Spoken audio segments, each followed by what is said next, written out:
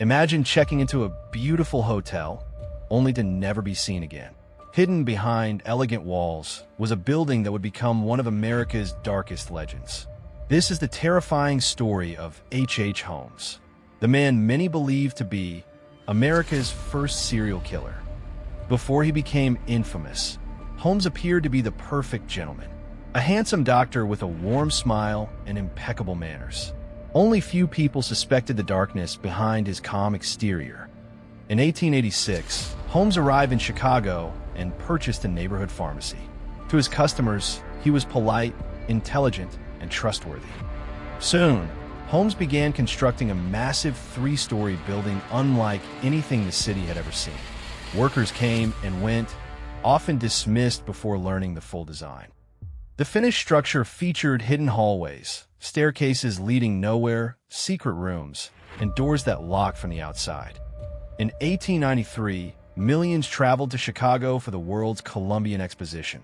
Holmes welcomed visitors into his hotel, where some would vanish without explanation. Several guests, employees, and business associates were later reported missing. At the time, many disappearances were never connected. Neighbors began whispering.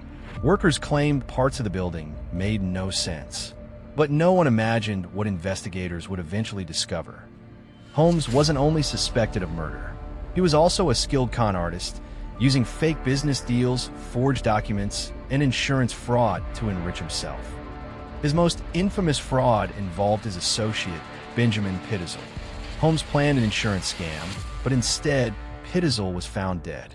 Evidence convinced investigators it was murder.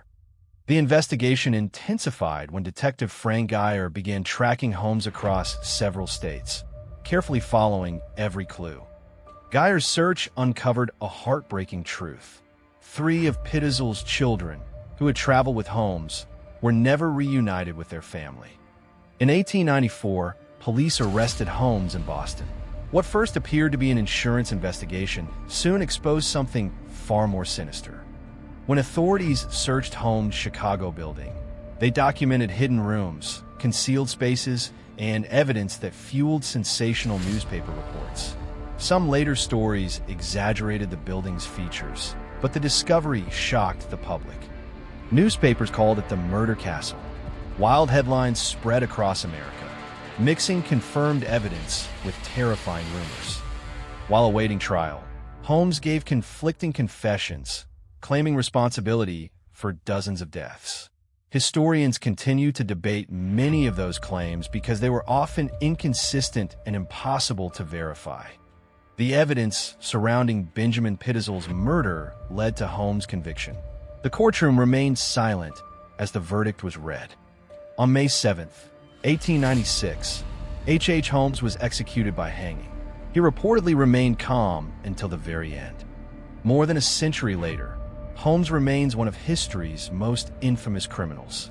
Yet separating documented fact from sensational myths is still a challenge for historians. Was H. Holmes exactly as monstrous as the legends claim? Or did newspapers create a larger-than-life villain? The truth lies somewhere between history and myth. If you enjoy carefully researched true crime stories that separate fact from fiction, don't forget to like, subscribe, and turn on notifications. Which case should we cover next?